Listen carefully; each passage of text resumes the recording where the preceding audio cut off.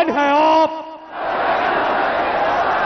पाकिस्तान के कप्तान हैं आप, पाकिस्तान की पहचान है आप, पाकिस्तान के खान हैं आप, वज़ीर आज़म इमरान खान हैं आप।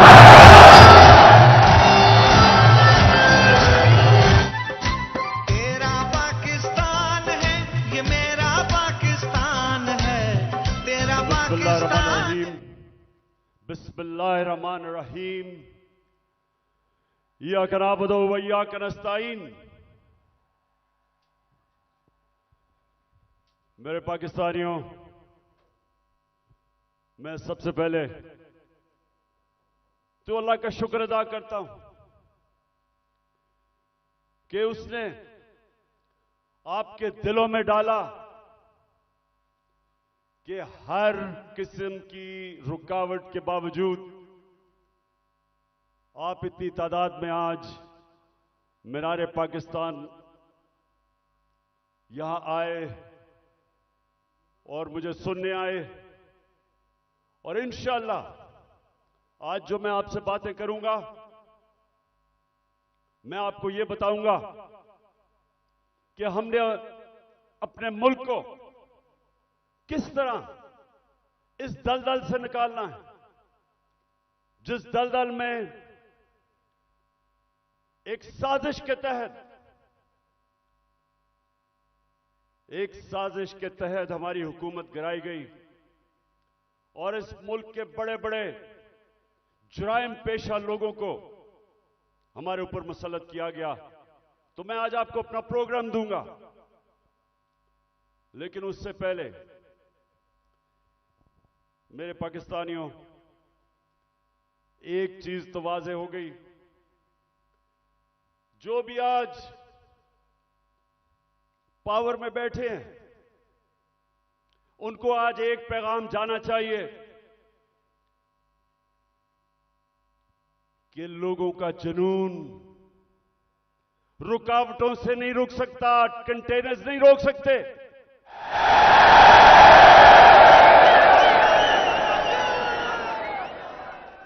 एक अंग्रेजी में एक मुहावरा है कि no force, no army can stop an idea whose time has come. कि जब अल्लाह लोगों के दिलों में एक सोच डाल देता है तो कोई दुनिया की ताकत उसको रोक नहीं सकती। आप कंटेनर्स रखें,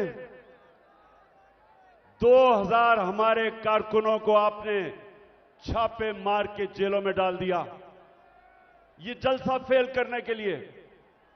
खौफ और हिरासा फैलाया हुआ, सारे रास्ते में कंटेनर्स रख दिए।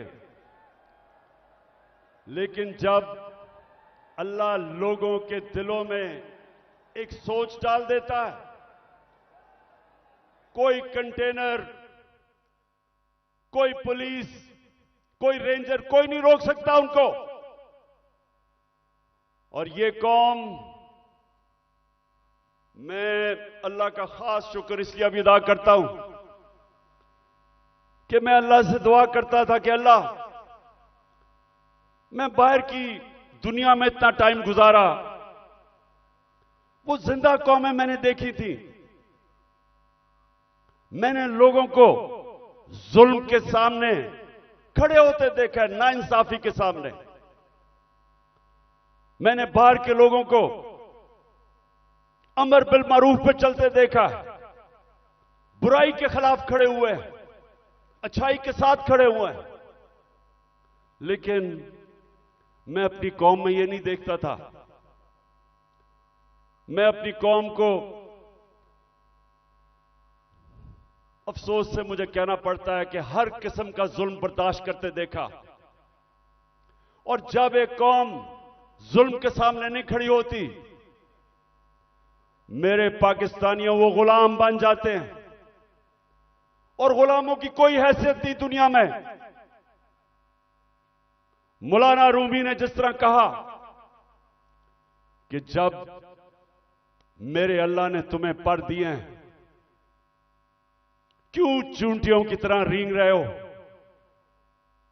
क्योंकि गुलाम रेंगते हैं, आजाद इंसान ऊपर जाते हैं। इल्लामा इकबाल, शायद ही मुसलमान दुनिया में इस तरह का ज़हन आया हो।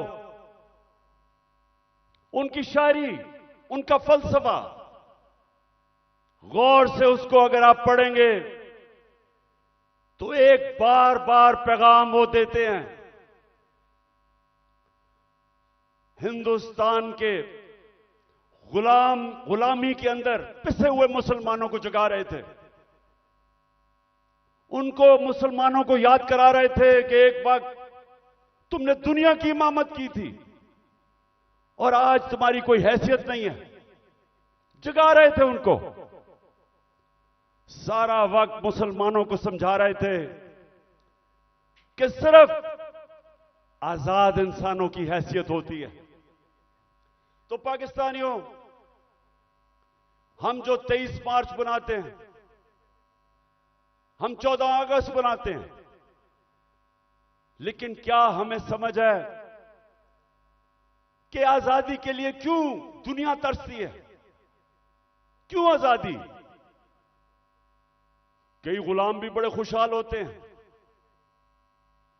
कई मुल्कों के ऊपर दूसरे मुल्कों ने कब्जा किया तो वहां इतनी गुर्बत भी नहीं हुई, वो मुल्क कई बेहतर भी चल पड़े। हांगकांग, एक मैं मिसाल देता हूं, हांगकांग गुलामी के अंदर उनके माशी हालात तो अच्छे थे, लेकिन पाकिस्तानियों सुन लो, जब से अल्लाह ने दुनिया बनाई है, हमेशा इंसान आजादी चाहता है। वो क्यों चाहता है? क्योंकि सिर्फ आजाद इंसानों की परवाज है। कभी आज तक सुना है कि किसी गुलाम इंसान ने, गुलाम ज़हनियत के इंसान ने, या किसी मुल्क जो गुलाम हो, कभी सुना है कि उसने कोई बड़ा काम किया हो? कभी सुना है कि दुनिया में उनकी कोई हैसियत हो? गुलाम अच्छे गुलाम रहते हैं। गुलामों की जिंदगी में जिल्लत है।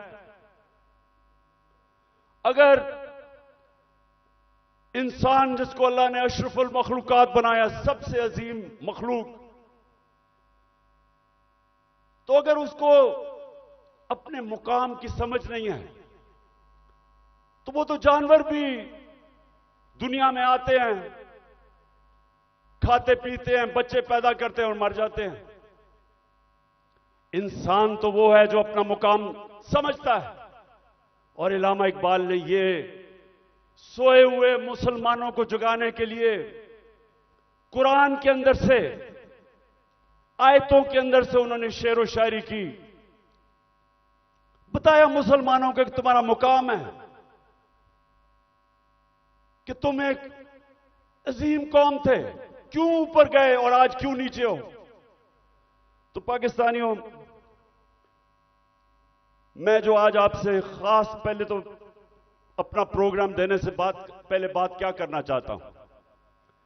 देखें, हमारा जो कलमा है, ला इलाहा इल्लल्लाह, वो याद रखें। आप अल्लाह के सामने दावा कर रहे हैं कि मौला, तेरे सिवा हम किसी के सामने नहीं झुकते। ये बड़ा दावा है। आप अपनी आजादी का दावा कर रहे हैं। आप अल्लाह के सामने एक बहुत बड़ा वादा कर रहे हैं, गवाही दे रहे हैं कि मौला, मैं मर जाऊंगा लेकिन किसी की गुलामी सिवाय तेरे नहीं करूंगा। यह है ला इलाहा इल्लल्लाह का मतलब। और जब मेरी नजर में, मैं कोई इस्लाम का आलिम नहीं हूं, लेकिन मेरी नजर में जब एक इंसान किसी और इंसान के सामने झुकता है, जब किसी बुत की पूजा करता है, और मेरी नजर में सबसे बड़ा बुत खौफ का बुत है। जब वो खौफ की गुलामी करता है, वो इंसान जो कुरान में कहते हैं, अल्लाह कहता है कि जब इंसान गिरता है जानवरों से भी नीचे चला जाता है। तो मेरे पाकिस्तानियों, यहां 23 मार्च 1940, 23 मार्च 1940 मेरे सबसे पाकिस्तान के अजीम लीडर कायदे आजम, उन्होंने एक बहुत बड़े ख्वाब पाकिस्तान की रेजोल्यूशन पास की थी। मेरे वालिद इकरामुल्लाह खान न्याजी इसी मिंटो पार्क में वो सुन रहे थे, और वो भी इस ख्वाब की कि जी पाकिस्तान बनेगा। हालांकि तब कोई नहीं समझता था कि हमारा पाकिस्तान बनेगा। कायदे आजम जब पाकिस्तान में, जब अभी पाकिस्तान नहीं बना था, जब कराची में पाकिस्तान बनने से 3 हफ्ते पहले जब वो कराची आते हैं, तो अपने असिस्टेंट एडमिरल एहसन को कहते हैं, ये एडमिरल एहसन अपनी डायरीज में लिखते हैं, वो कहते हैं कायदे आजम कहते कि मैं नहीं समझता था मेरी जिंदगी में पाकिस्तान बनेगा। बड़ा मुश्किल था ये मुल्क बनना, बड़ा ख्वाब था। तो आज हम अपने आप से पूछें कि क्या इस पाकिस्तान के लिए ये कुर्बानियां दी थी लाखों लोगों ने? हम जब बड़े हो रहे थे तो नहर के ऊपर जिधर हम रहते थे, वहां मेरी वालदा बताती थी कि जब पार्टीशन हुई तो जो कत्लेआम हुई बॉर्डर के ऊपर, कहती वहां औरतें आई हुई होती थी, 10-15 औरतें इकट्ठी, आदमी कितने सारे आदमी कत्ल हो गए।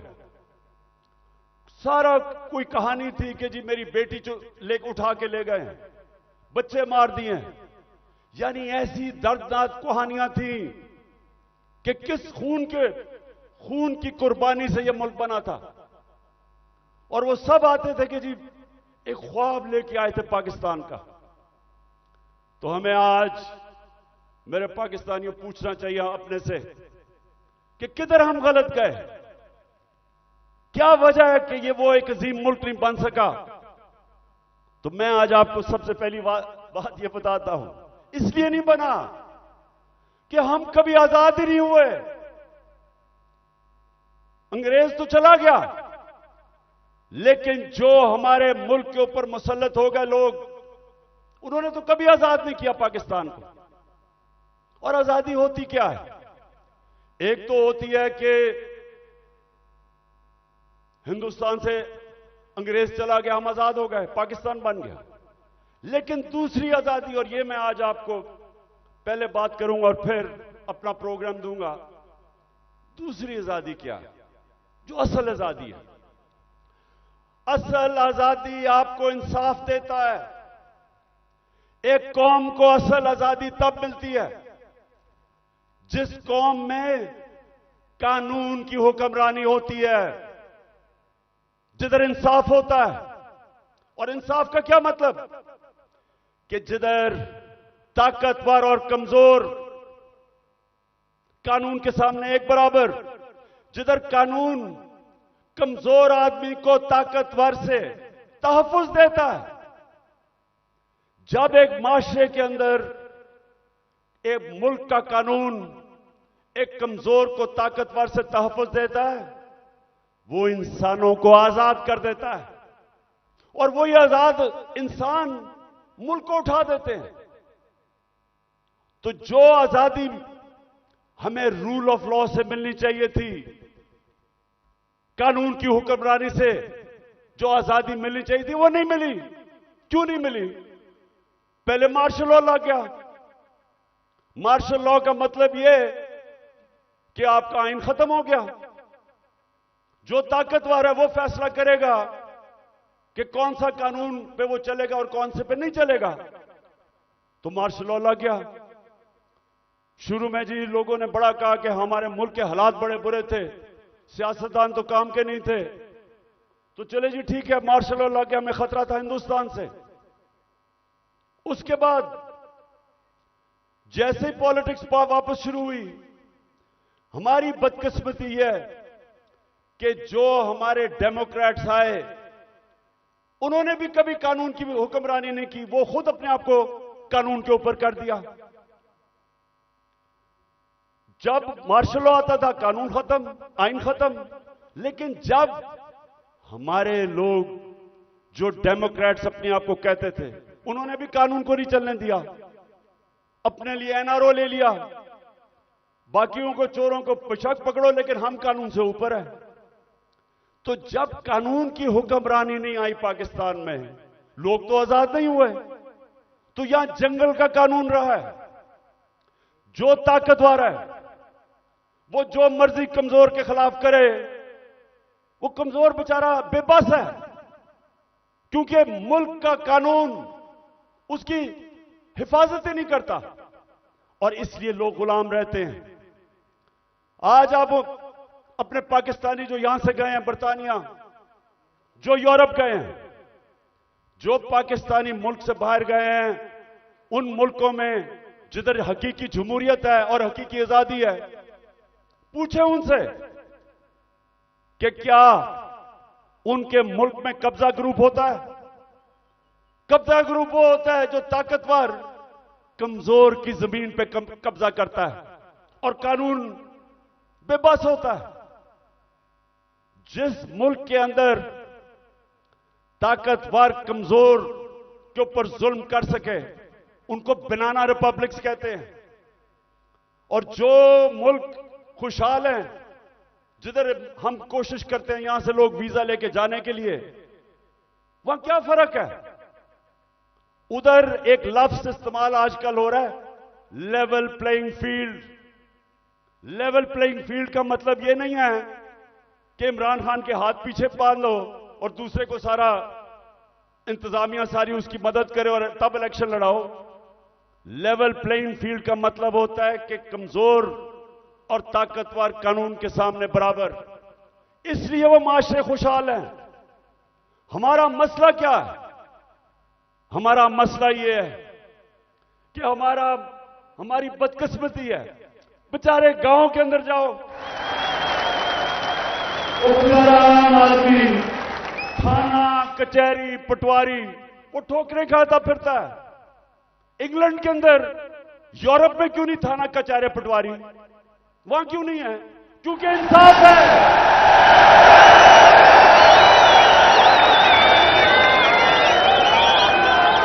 उधर का निजाम आजाद मुल्क है, वो लोगों को आजाद किया हुआ है, इसलिए वो खुशहाल हैं। वहां बेचारा, मैं गांव में, अब मियांवाली में जब मैं गया पहली दफा, आज से 26 साल पहले पॉलिटिक्स के लिए, तो मुझे पहली दफा समझ आई कि बेचारा क्यों गरीब आदमी जकड़ा हुआ है, कमजोर आदमी, उसके घर चोरी हो, ताकतवर चोरी करवा दे, उसी के ऊपर पर्चा कर दे पुलिस, वो बेचारा ठोकरें खाता फिर रहा है। आजकल तो मैं अदालतों में जा रहा हूं, तो मेरे ऊपर, आपको पता है या नहीं कि मेरी क्या करूं, सेंचुरी तो हो गई है मेरी, अब मैं 150 पे जा रहा हूं। एक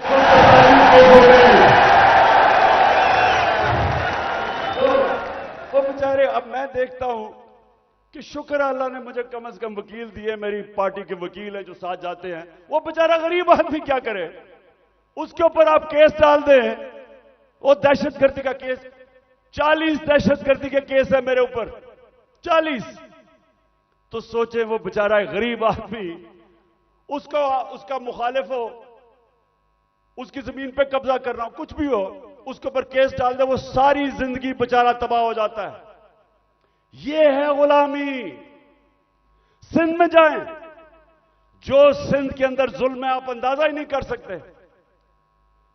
जो वहां के इस वक्त मुसल्लत हैं, जिसको जरदारी सिस्टम कहते हैं, कोई लोग उनके सामने बेबस हैं, मजाल नहीं है कुछ कर सके।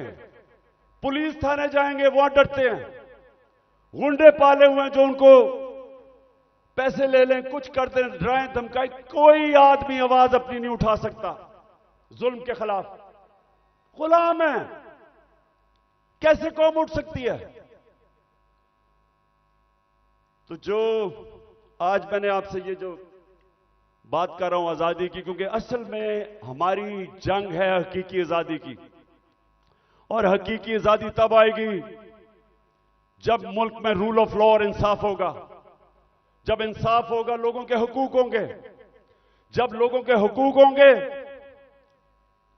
जब एक मुल्क का अदालती निजाम लोगों की हकूक की हिफाजत करेगा, आपको कोई लंदन या इंग्लैंड जाना नौकरियों के लिए पड़ेगा, कोई यूरोप नहीं जाना पड़ेगा नौकरियों के लिए।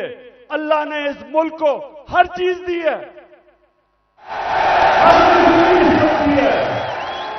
हमें कोई जरूरत नहीं है कि वीजों के पीछे लाइनों में खड़े हों फिर पैसे दें। बेचारे वो पाकिस्तानी, मैं तो खैर सब पे भी दिल रोता है, लेकिन जो पाकिस्तानी, कितने लोग हमारे डूबे हैं कि रात में वो छोटी सी किश्तियों के अंदर किसी तरह यूरोप में घुसते घुसते हमारी बेचारी हॉकी प्लेयर वो जा रही थी कि किसी तरह वो यूरोप चली जाए, वो बेचारी डूब गई और लोगों के साथ। क्यों है? इसलिए नहीं कि पाकिस्तान में वसाइल की कमी है। मैं 3.5 साल जब प्राइम मिनिस्टर रहा हूं, मुझे खुद हैरत होगी कि अल्लाह ने इस मुल्क को क्या क्या नेमतें बख्शी हैं। लेकिन जब कानून ही नहीं है, जब इंसाफ ही नहीं है, जब जिसकी लाठी जिसकी भैंस, जब तक जो मर्जी करे, वो मुल्क कैसे उठ सकता है? कौन सी आप इकोनॉमिक पॉलिसी लेके आएंगे उस मुल्क में जिधर इंसाफ ही नहीं है, जिधर कॉन्ट्रैक्ट एनफोर्समेंट नहीं है, जिधर रूल ऑफ लॉ नहीं है? आप जो मर्जी कर लें, उस मुल्क की किस्मत तो तबाही है। इसीलिए हजरत अली ने फरमाया था कि कुफर का निजाम चल जाएगा लेकिन जुल्म का निजाम नहीं चल सकता। जब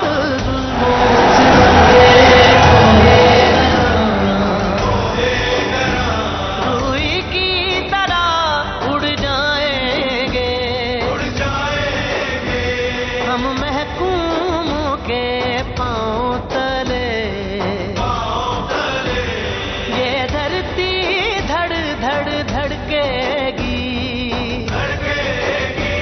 और अहले हुक्म के सहरुख पे जब बिजली कड़कड़ कड़केगी हम देखेंगे।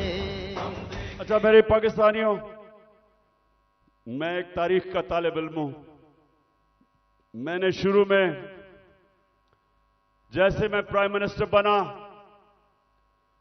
मैंने अपनी कौम को समझाने की कोशिश की कि मेरा जो अल्लाह है,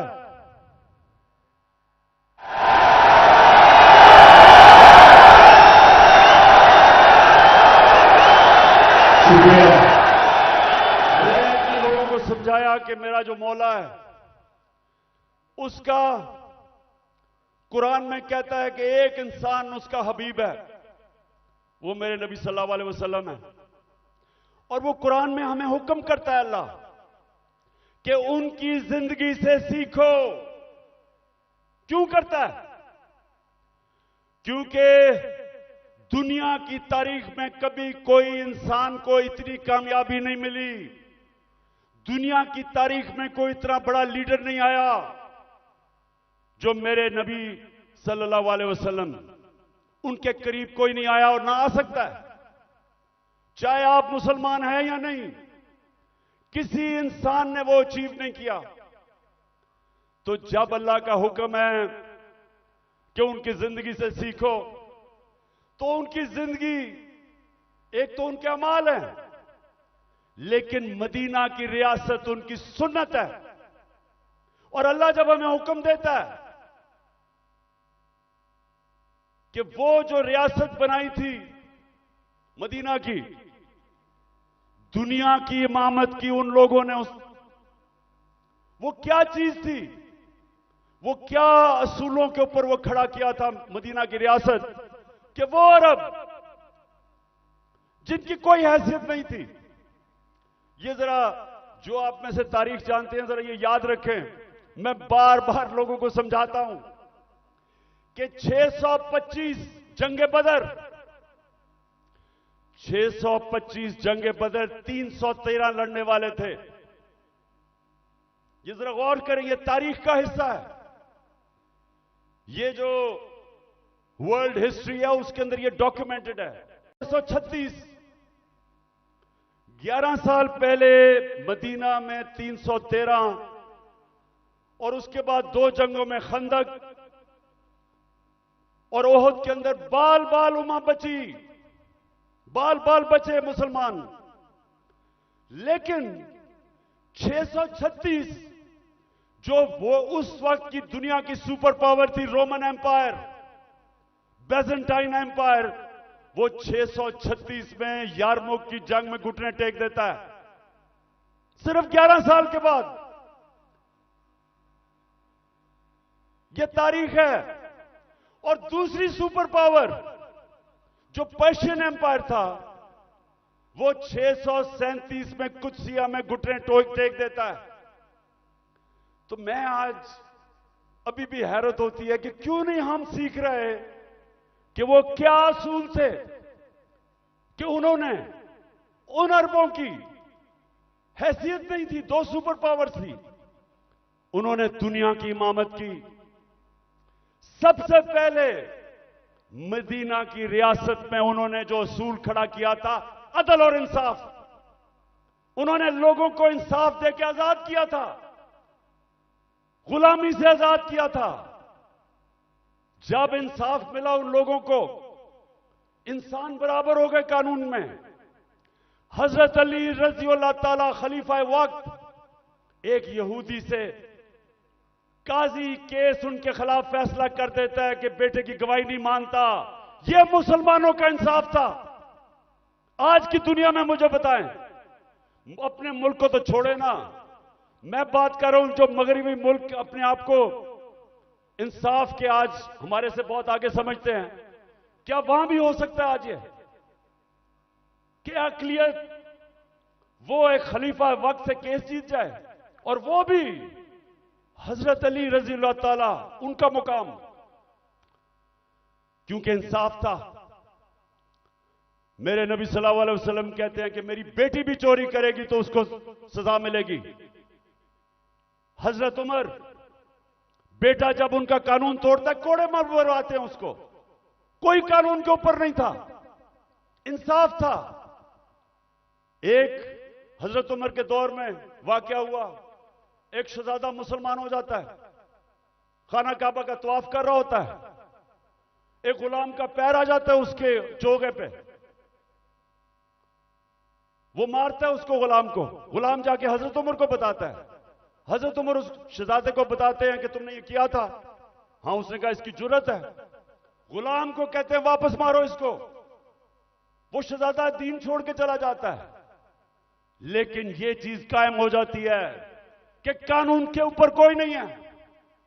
तो पाकिस्तानियों, अपनी तारीख से सीखो, सीखो।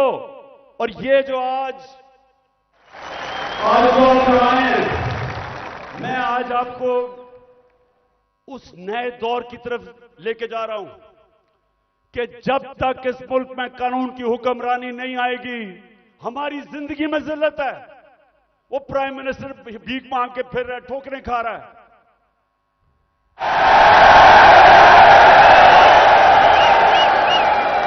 अब तो खैर जनरल बाजवा का बयान आ गया है कि 40 मिनट में इसको बुरा भला कहता था, चुप करके शहबाज शरीफ मेरी बात सुनता था। अब यह होता है कि जब डिग्गी में घुस के आप प्राइम मिनिस्टर बनने की कोशिश करें। बहरहाल मैं आगे आपको बताता हूं। देखिए, आप सुने मेरी बात। देखिए, आप हिंदुस्तान की तारीख देखें। जब दिल्ली की सल्तनत थी 350 साल, जो हुक्मरान जिसके दौर में इंसाफ था वहां खुशहाली थी, जो जालिम था वहां कैद भी पड़े। तारीख उठा के देख लें। जब शेर शाह सूरी जो हिंदुस्तान का बहुत ही अजीम लीडर था, वो कैसे ऊपर आया था? उसके बाप की एक जागीर थी, उसको कहा वो जागीर संभालो बिहार के अंदर। उसने जागीर को एक मिसाल बना दिया। कैसे? कानून की हुक्मरानी कायम करके सारे बड़े बड़े डाकुओं को उसने मार दार के भगा दिया, अमन कायम कर दिया। सारे इर्द गिर्द से जो ताजर थे वो सारे उधर पहुंच गए, वो खुशहाल हो गया। सबसे ज्यादा खुशहाल उसकी जागीर हो गई, उधर से वो उठा। तो जब विंस्टन चर्चिल जब दूसरी जंग अजीम में तबाह हो रहा था ब्रिटानिया, तो उससे जब लोगों ने आके पूछा कि जी हम बच जाएंगे, हिटलर की फौजें पहुंच गई हैं, यूरोप फतह कर लिया है, या बमबारी हो रही है, क्या हम बच जाएंगे? तो चर्चिल ने कहा कि क्या हमारी अदालतें इंसाफ दे रही हैं? जब उन्होंने कहा हां, तो कहता कोई ताकत नहीं हमें हरा सकती। तो मेरे पाकिस्तानियों ये याद रखें कि जो जुल्म का निजाम है, ये आप फैसला करना कि आपने उसका मुकाबला करना है। तो मैं अब आपको बताना चाहता हूं कि ये जो जुल्म का निजाम मौजूदा पाकिस्तान में वो है क्या। जरा अब मैं थोड़ी एक दो वीडियोस आपको दिखाऊंगा ताकि आपको पता चले कि यहां किस किस्म का जंगल का कानून है आज, या जंगल का कानून है, या कोई किसी को परवाह नहीं है कि कानून मुल्क का है या क्या है। जो दिल करा जिसको पकड़ा उठा लिया। 2000 हमारे कारकुनों को उठा लिया इन्होंने, रातों को गए, घरों से उठा लिया। वो बेचारी डॉक्टर रुबीना अपनी क्लिनिक में बैठी थी, उसको उठा के ले गए। वो मैं भी आपको बाद में आता हूं, पहले मैं जरा आपको बताना चाहता हूं कि ये हुआ क्या हमारे साथ। पहली दफा 25 मई में हमने एक मार्च की इस्लामाबाद। 3 मार्चेस पीडीएम के लोगों ने मेरी दौर में की थी।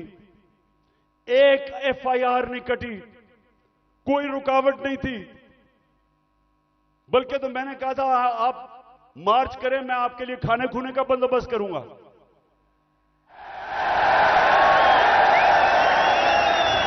और मुझे बेचारे बिलावल पे बड़ा अफसोस था, वो मुझे डर था रो ही ना पड़े, तो मैंने कहा मैं तुम्हारे लिए खाने का बंदोबस्त कर दूंगा।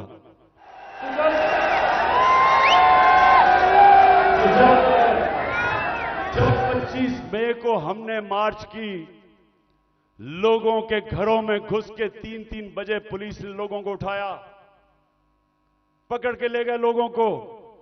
वो हमने जो कभी तसव्वुर नहीं किया पाकिस्तान में होगा।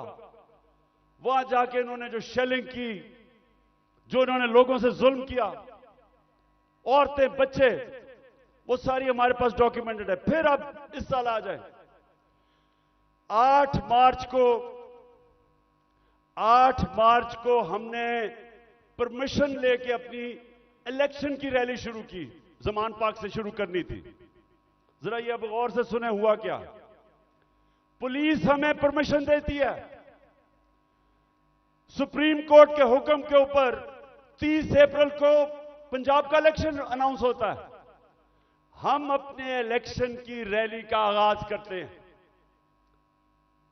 सुबह को एकदम मुझे खबरें आती हैं कि जनाब पुलिस टीयर गैस शेल लेके तैयारी करके वो सारी जगह उन्होंने नाके लगा दिए। हमें परमिशन मिली हुई थी, इलेक्शन अनाउंस हो गया है। उसके बाद खबरें आती हैं कि जी वो पुलिस ने जिधर जिधर रैलीज आ रही थी उनके ऊपर अटैक कर दिया, टीयर गैस कर दी, लाठीचार्ज कर दिया। मुझे समझना है कि ये हुआ क्या है। उसके बाद आहिस्ता आहिस्ता जब मुझे घर में खबरें आई, मैं समझ गया। इश्तियाल कर हमारे लोगों को उसमें डालना चाहते थे। मैंने रैली खत्म कर दी। मुझे डर था कि ये तसादम चाहते हैं, क्योंकि इलेक्शन नहीं चाहते। जो इलेक्शन चाहता है वो तसादम वो फसाद तो नहीं जाएगा। इलेक्शन जो नहीं चाहते, जो डरे हुए हैं, जो भाग रहे हैं, वो उनकी कोशिश थी कि किसी तरह फसाद हो और इलेक्शन आगे चले। मैं कैंसिल कर देता हूं, अगले दिन फिर अनाउंस करते हैं, फिर इजाजत नहीं देते, फिर कैंसिल कर देते हैं। लेकिन जो वो 8 मार्च को हुआ, मैं ये चाहता हूं कि जरा ये आप वीडियो देखें कि एक पुरअमन रैली जिसकी इजाजत है उससे हुआ क्या, ये जरा देखें पहले। इन्होंने कुछ मिलाया पर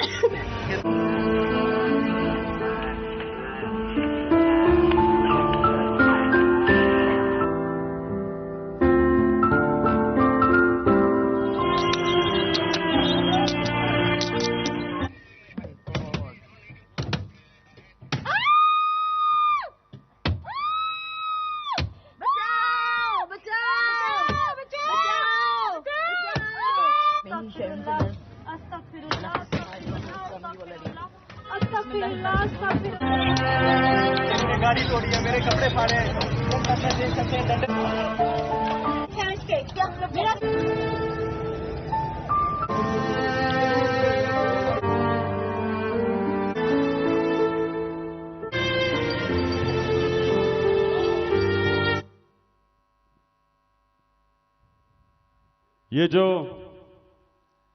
ये जो आपने देखा, ये आराम से रैली में लोग जा रहे हैं और उनके ऊपर ये पुलिस का तशद्दुद होता है। लेकिन जो सबसे तकलीफदेह चीज है, मैं वो चाहता हूं आप देखें।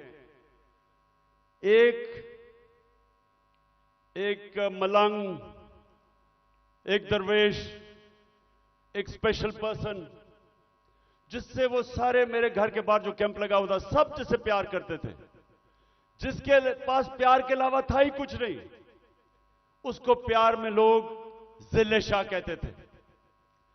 अब जरा एक वीडियो देखें जिले शाह की, ताकि आपको समझ आए कि वो किस तरह का इंसान था। और मैं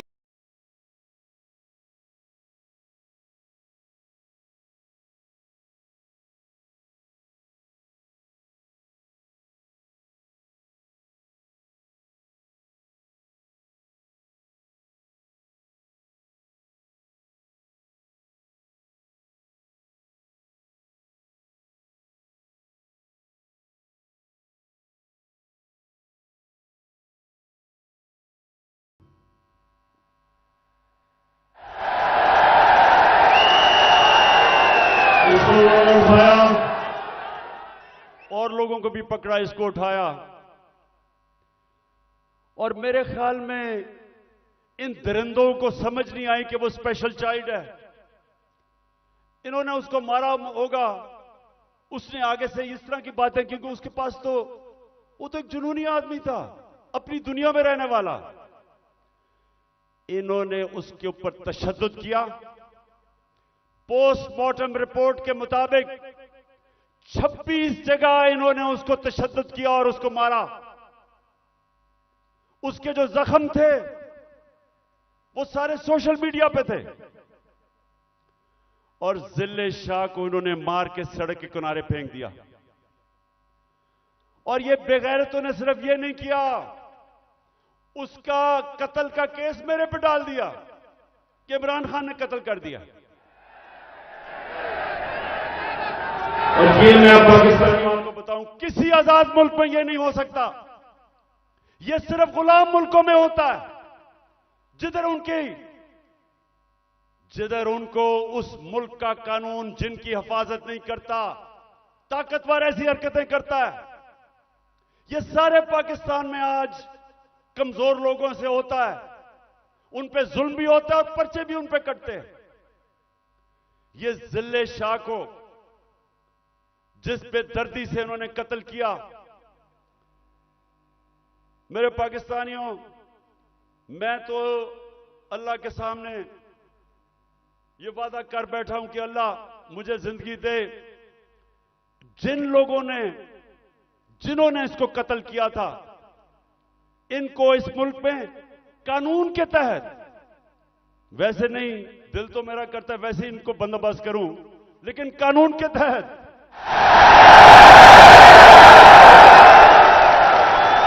इससे ज्यादा लोग नहीं हो सकते। ये इंसान नहीं है, ये दरिंदे भी नहीं हैं। ये कैसा, ये इनके जो ज़हन है, ये बीमार लोग हैं। और इन्होंने उसके बाद मेरे पे कत्ल का केस किया। उसके बाद 3 दिन के बाद इनको अकल आई, फिर कहते एक्सीडेंट में मर गया। उसके बाद क्या हुआ आप जरा आगे सुने। उस दिन यह हुआ 14 मार्च मेरे घर एक वारंट लेके आ गया। मैंने उनको समझाया कि जो वारंट थी वो गैर कानूनी थी। मेरे पास बेल थी 18 मार्च की, जो मैंने पहले ही फैसला किया था कि मैंने इस्लामाबाद जाना है अदालत में। तो मैं तो पहले ही जा रहा था, पुलिस आ गई जी आपको इस्लामाबाद लेके जाना है। मैंने श्योरिटी बॉन्ड दिया वकील ने। अगर कानून कहता है श्योरिटी बॉन्ड दे दो तो पुलिस आपको अरेस्ट नहीं कर सकती। श्योरिटी बॉन्ड के मैं पहले ही 18 को अदालत में पेश हो रहा हूं। इन्होंने मेरा श्योरिटी बॉन्ड नहीं लिया। 3 तरफ से जुबान पाक के ऊपर हमला हो गया। रेंजर्स, पुलिस, 3 तरफ से हमला। जिस तरह पता नहीं इमरान खान को कितना बड़ा दहशतगर्द था। सारा टीयर गैस शेलिंग इन्होंने वो चलाई, वो वाटर कैनन जिसके अंदर केमिकल था। फिर इन्होंने बंदूकें चलाई, पैलेट गन चलाई। मैं सिर्फ ये अब आपको दूं जो उस दिन हमारे साथ हुआ। मुझे पहली दफा पता चला पाकिस्तानियों कि फलस्तीन के लोगों के ऊपर इस्राइल क्या करता है, कि कश्मीर के लोगों के ऊपर हिंदुस्तान क्या करता है। मुझे ऐसे एहसास हुआ कि क्या जुल्म हो सकता है अगर आपकी रियासत आपके ऊपर हमला कर दे। हुआ जिस तरह इन्होंने अटैक किया और हमारे ऊपर पर्चे काट दिए। पानी फेंका गया है।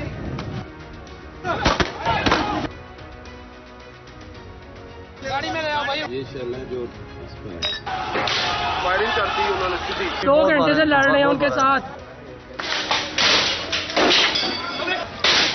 इन लोगों ने मुझे जो ना पकड़ के मुझे जो ना इतना मारे। गोली हम पे चल रही थी, ये देखो जी। ये वो जगह है जहाँ पे पुलिस ने जो बुलेट फायर किए हैं वो लगे हैं। सीधे चल मारे उन्होंने।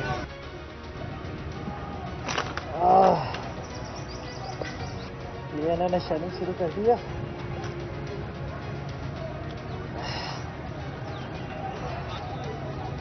और ये अंदर आग लग गई है। ये बचे। आज अगर आप फ्रांस में देखें, वह लोग मुजाहरे कर रहे हैं पेंशन्स के ऊपर। कभी आपने टीवी के ऊपर देखा वो चीजें भी जला रहे हैं, वो गाड़ियां भी जला रहे हैं। कभी आपने देखा कि पुलिस उनके ऊपर फायरिंग कर रही है या रेंजर्स? कभी आपने देखा कि उनके लोगों को अगवा करके लेके जा रहे हैं गैर, और फिर तशद्दुद कर रहे हैं उनके ऊपर? कभी फ्रांस के अंदर यह नहीं होगा, क्योंकि वो लोग आजाद हैं। उनके कानून उनकी हिफाजत करता है, उनको इजाजत देता है कि पुरअमन एहतजाज करो। और हम तो एहतजाज भी नहीं कर रहे थे। लोग क्यों मेरे घर के बाहर आए? क्योंकि लोगों को पता था कि ये मुझे अरेस्ट जो करने आए हैं वो गैर कानूनी है। और लोगों को यह भी पता था कि ये जेलों में डाल के तशद्दुद करते हैं।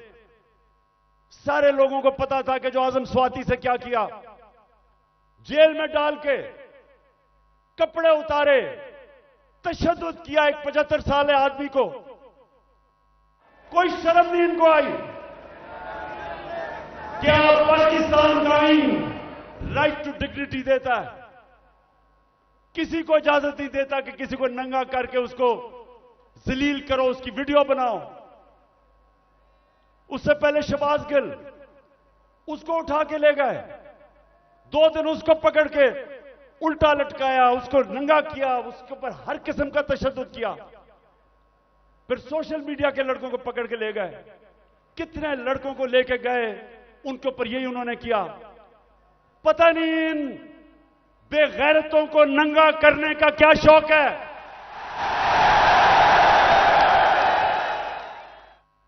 जो ये कर रहे हैं इनको साइकाट्रिस्ट के पास लेके जाएं। ये नॉर्मल लोग नहीं हैं,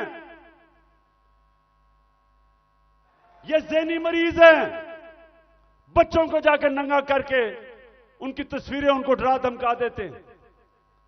और लोगों को सब जो मेरे घर के बाहर क्यों लोग आए? लोग इसलिए आए कि लोगों को पता ये बदनीयत लोग हैं। ये जो फैसले कर रहे हैं कि उसको पकड़ के लेके जाओ, जब पता था कि मेरी बेल है और गैर कानूनी चीज पे कोई केस मेरे ऊपर नहीं है, हर दूसरे दिन कोई नया केस आ जाता है। क्या कौम 50 साल से मुझे जानती है? क्या कौम मानेगी कि इमरान खान दहशतगर्द है? 40 दहशतगर्दी के केस है, कत्ल का केस है, दीन मजहब का केस है, तौहीन मजहब का, गद्दारी का केस है। जो लोग इस मुल्क से पैसा लूट के बाहर गए वो तो फैसले कर रहे हैं आज। जिन लोगों ने फौज के खिलाफ वो मेमो गेट के अंदर जरदारी ने जो अमेरिकनों को कहा कि हमारी फौज से बचा लो, वो आज फैसले कर रहा है मुल्क के। उधर नवाज शरीफ जिसने डॉन लीग्स के अंदर जो उसने अपनी फौज की शिकायतें कर रहे हैं हिंदुस्तान को, वो आज फैसले कर रहा है। और इमरान खान जिसका जीना मरना पाकिस्तान में है, जिसकी ना कोई बार प्रॉपर्टी ना दौलत, सब कुछ बेच के आज अपने मुल्क में ले आया है, उसको गद्दार बना दिया है।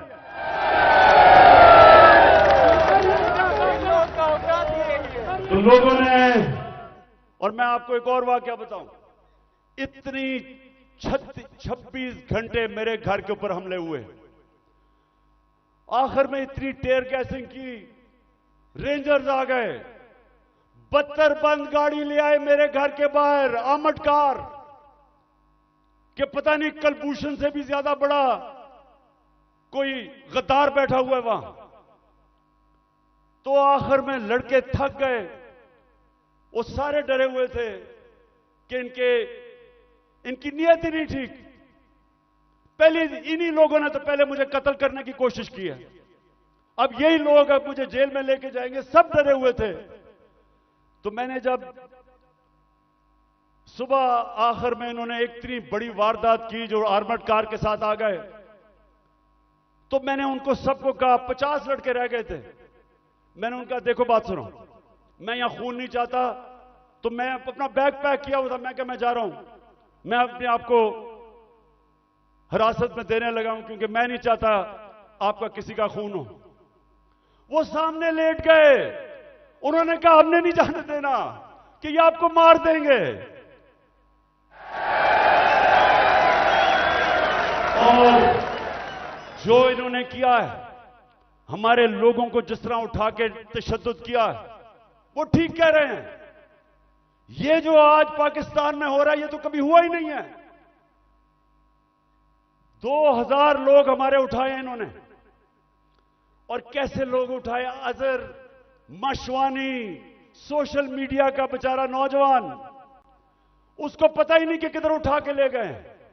उसके मां बाप की मुझे मैसेजेस आ रही हैं कि जी वो मेरा बेटा किधर गया, उसकी बहनें कर रही हैं, भाई आए हैं। उसको हसान न्याजी, मेरा भांजा, इंग्लैंड से बैरिस्टर बन के आया कि जी मैं पाकिस्तान की खिदमत करूंगा, वो बेल लेके आया, उसको उठा के ले गए। और क्योंकि वो मेरा भांजा था, उसके ऊपर उन्होंने तशद्दुद किया। वही उन्होंने जो किया कि उसको जलील करने के लिए जो सबसे करते हैं बेगैरत लोग, कि शर्म नहीं आती कि आप उनके कपड़े उतारें और आप उनको जलील करें। जलील तो आप हैं, अल्लाह कभी जलील नहीं होने देता किसी को, उसके हाथ में इज्जत और जिल्लत है।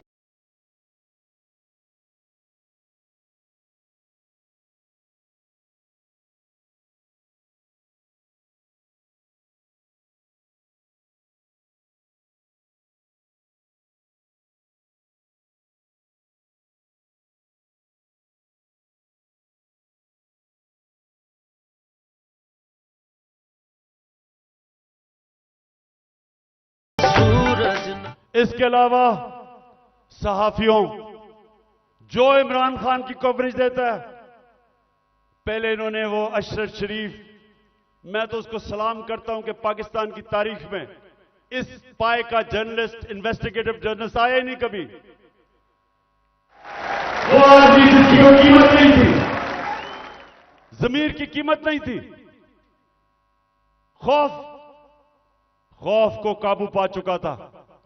धमकियों के बावजूद वो खड़ा था राय हक पे, मुल्क से बाहर गया, कत्ल करवा दिया।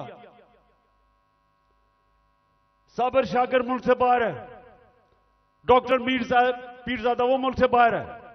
जो आदमी इमरान खान की कोई पॉजिटिव चीज उसके पीछे पड़ जाते हैं।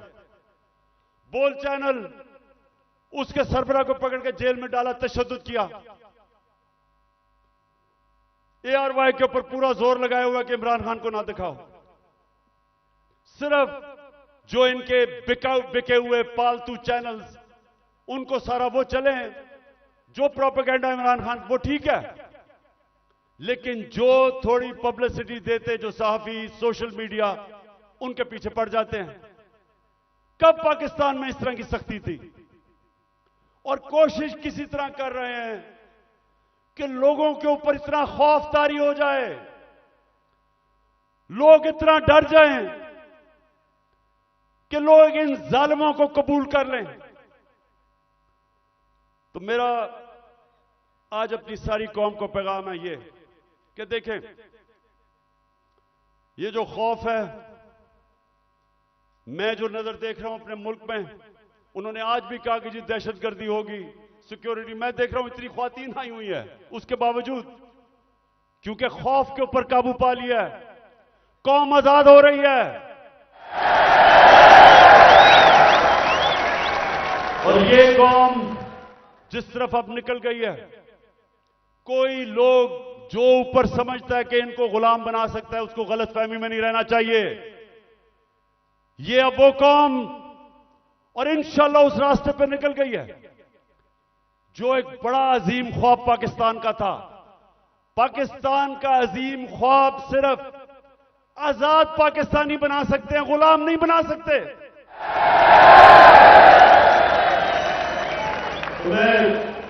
पहले तो मैं और भी बता दूं कि मुझे इतना अफसोस है जिस तरह के लोगों को पकड़ा।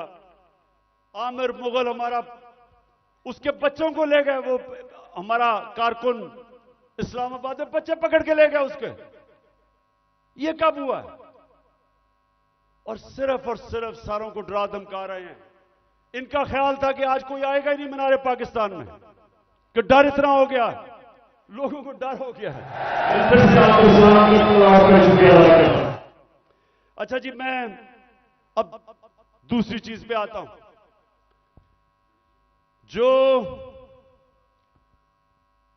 जो इन्होंने, अच्छा मुझे जब बुलाया इस्लामाबाद, अच्छा उससे पहले मैं बताऊं कि मैं जब इस्लामाबाद जाना था 18 तारीख को,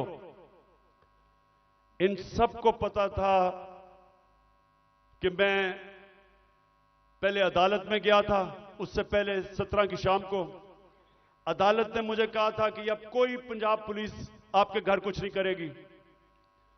उन्होंने कहा कि सर्च वारंट अगर उन्होंने लेना है तो एक एसपी का नाम लिया और एक हमारा उस वक्त शिबली फराज थे, उन दोनों के होते हुए वो मेरे घर में आके देखेंगे। उन्होंने कहा जी कोई पता नहीं, कोई असला है वहां। मैं जाता हूं इस्लामाबाद, जब इस्लामाबाद के टोल प्लाजा पे पहुंचता हूं तो पता चलता है कि मेरे घर के ऊपर दरवाजा तोड़ के कोई 50 पुलिस वाले घुस जाते हैं। अकेली बेचारी बुशरा बेगम घर पे, अकेली 3-4 मुलाजिम के साथ, और वो घर पे घुसते हैं, सारे घर के ऊपर छतों पे घर को जो चीज आती है लूट लेते हैं। और वो जो बेचारे 5-6 मुलाजिम थे उनको जिस बेदर्दी से मारते, मैं सिर्फ चाहता हूं कि एक दफा देखें कि ये इन्होंने एक आदमी छोड़ें कि इमरान एक्स प्राइम मिनिस्टर या लोग जानते हैं, किसी भी बाइज्जत किसी भी घर में अगर पता हो कि खामद घर नहीं है, बीवी एक दीनदार खातून पर्दादार, सोचें कि उसके घर में कभी ये आज तक पाकिस्तान में हुआ है?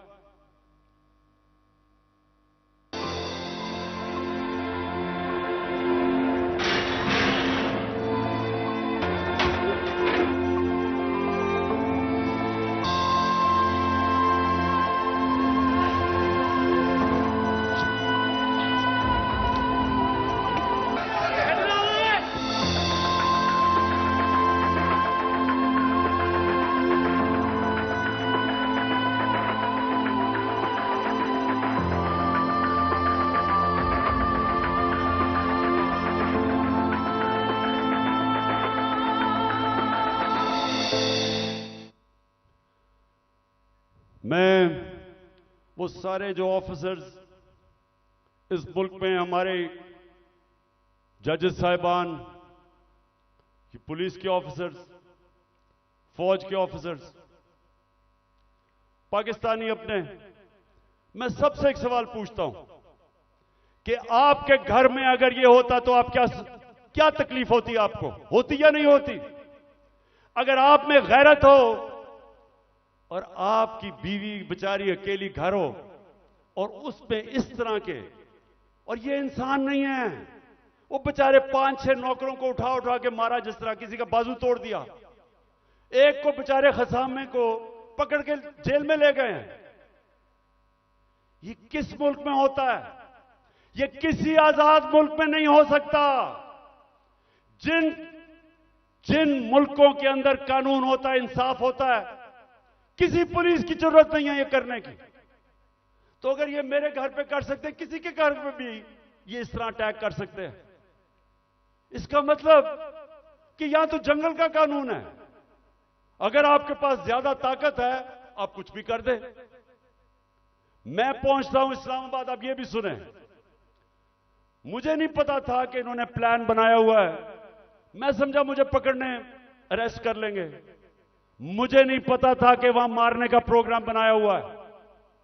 मैं वहां से जब जुडिशियल कॉम्प्लेक्स पे गया, सारे रास्ते टीयर गैसिंग कि किसी तरह इमरान खान अकेला हो जाए, लोग इसके साथ ना हो। लोग आके घरों से लोग निकल के साथ चलना शुरू हो गए, उनके ऊपर टीयर गैसिंग। अब मैं आखिर में पहुंचता हूं अपनी हाजिरी लगाने के लिए अदालत में। 5 घंटे लगते हैं मुझे टोल प्लाजा से, इस्लामाबाद से जुडिशियल कॉम्प्लेक्स, जो 20 मिनट का रास्ता था। सारा रास्ता पुलिस और रेंजर्स के, जिस तरह कालभूषण से भी बड़ा, जिस तरह मैंने कहा कोई दहशतगर्द आ रहा है। 40 मिनट में बाहर खड़ा रहता हूं, और जब बाहर पहुंच रहा होता हूं तो ऊपर से पुलिस पत्थर फेंक रही होती है, लोगों को इश्तियाल दे रही होती है कि किसी तरह वहां तसादम हो, और तसादम के अंदर इमरान खान को कहें जी वो मुर्तजा भुट्टो टाइप कत्ल हो गया। जरा ये सोचें कि ये कभी किसी पाकिस्तान के पॉलिटिकल पार्टी के हेड से हुआ। ये अब पहले तो आप जुडिशियल कॉम्प्लेक्स से देखेंगे पुलिस पत्थर मार रही है। ये जो बोल रहे हैं जी कि पुलिस वाले पथराव नहीं कर रहे थे, पुलिस वालों ने पथराव जितना किया है इतनी इन्होंने ये देखो, ये गवर्नमेंट, ये पुलिस, ये किस तरह पत्थर मारी है, जो कि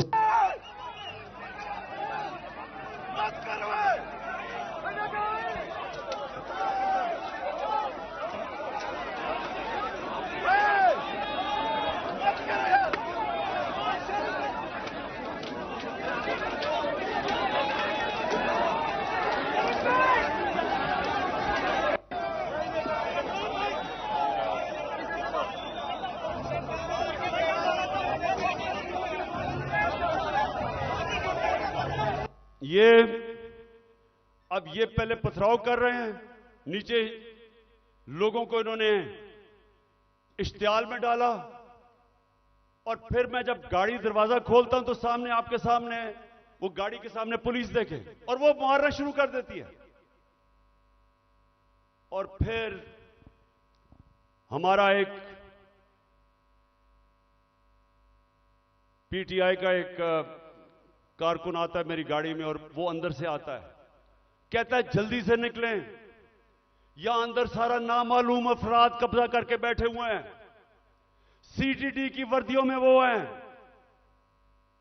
और उनका कोई और, उनके अज़ाइम कुछ और हैं। और अल्लाह बचाने वाला है कि हम बिल्कुल ठीक टाइम पे वहां से निकलते हैं। जब निकलते हैं तो आईजी इस्लामाबाद पुलिस वालों को गालियां निकालते, तुमने निकलने क्यों दिया। यह हो रहा है आज मेरे साथ। वापस आता हूं, पता चलता है जी एक और ऑपरेशन की तैयारी हो गई है। 1000 रेंजर तैयार बैठे हुए हैं, क्योंकि पुलिस अब झिझक रही है ज़मान पाक पे अटैक करने के लिए, तो 1000 रेंजर तैयार किए हुए हैं ज़मान पाक को फतह करने के लिए। तो वो मुझे पता चलता है, मैं टीवी पे आके लोगों को बताता हूं प्लान क्या है।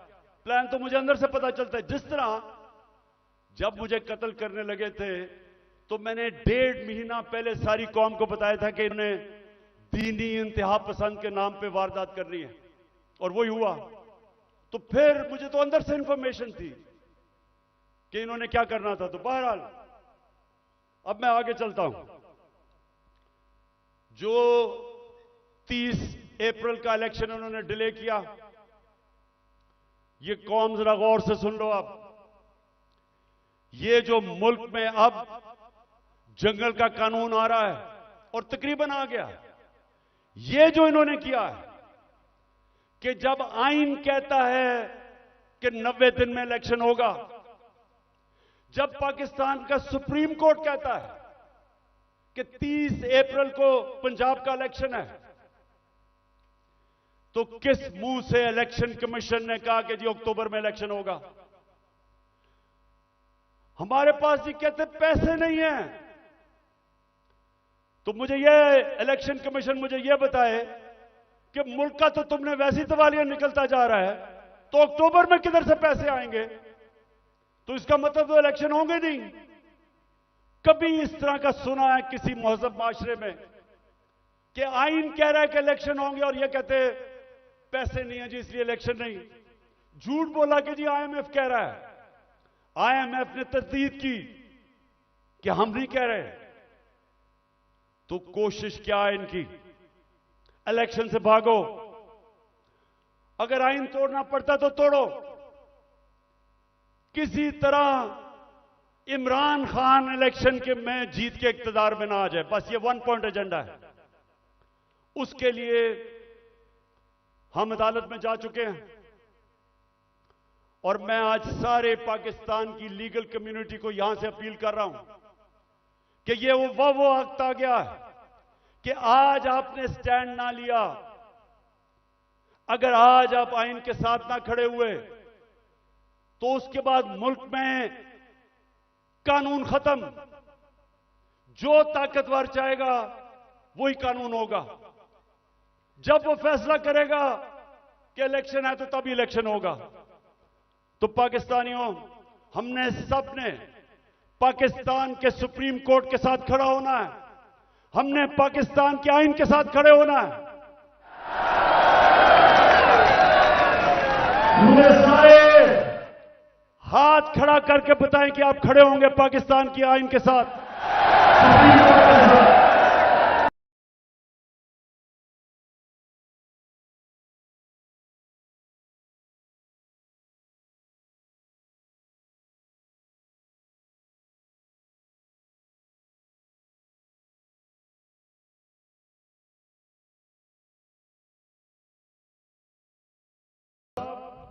अब मैं सिर्फ माशरत के ऊपर 2-3 चीजें कहना चाहता हूं, क्योंकि 6 लोग आटे की लाइनों पे खड़े होकर बेचारे जान बहाक हो गए।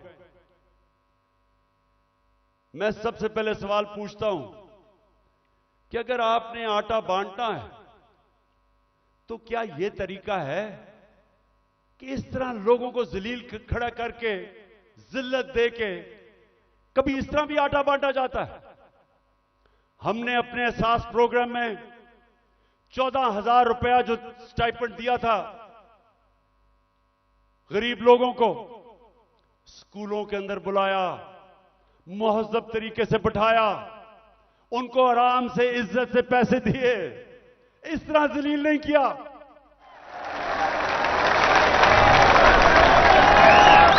और दूसरा, मैं आज सिर्फ यह सवाल पूछना चाहता हूं कि कौन सी ऐसी चीज, क्या क़यामत आ गई कि हमारे पिछले अप्रैल के अंदर जब हमारी हुकूमत थी 1 किलो आटा 55 रुपए का था, आज 115 रुपए का गवर्नमेंट का रेट है और बाजार में 155 रुपए का मिल रहा है 1 किलो।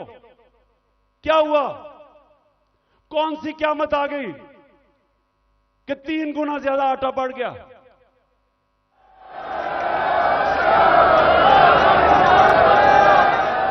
जनरल बाजवा वो आजकल इंटरव्यू देते हैं, तो एक इंटरव्यू में कहा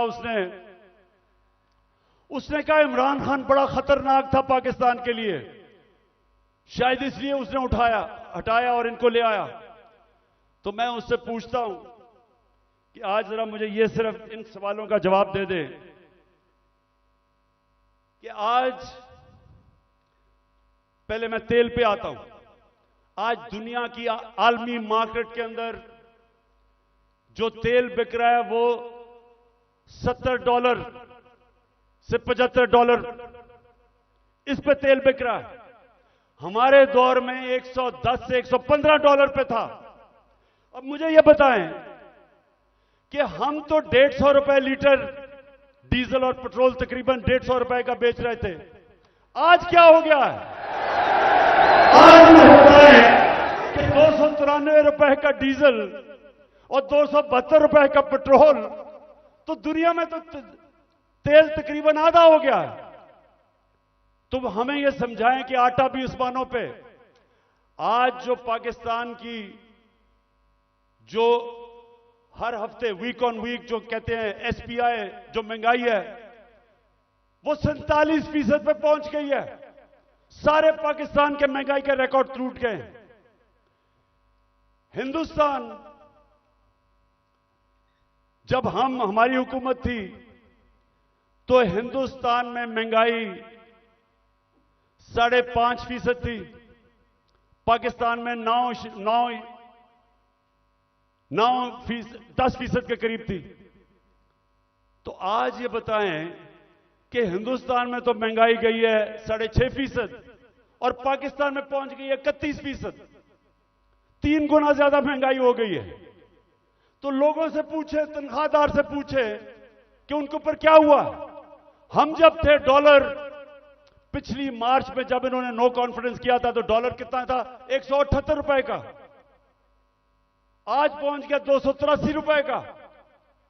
यानी अगर आपके बैंक में पिछली मार्च अप्रैल में आपका 100 रुपया था तो वो 65 रुपया रह गया है।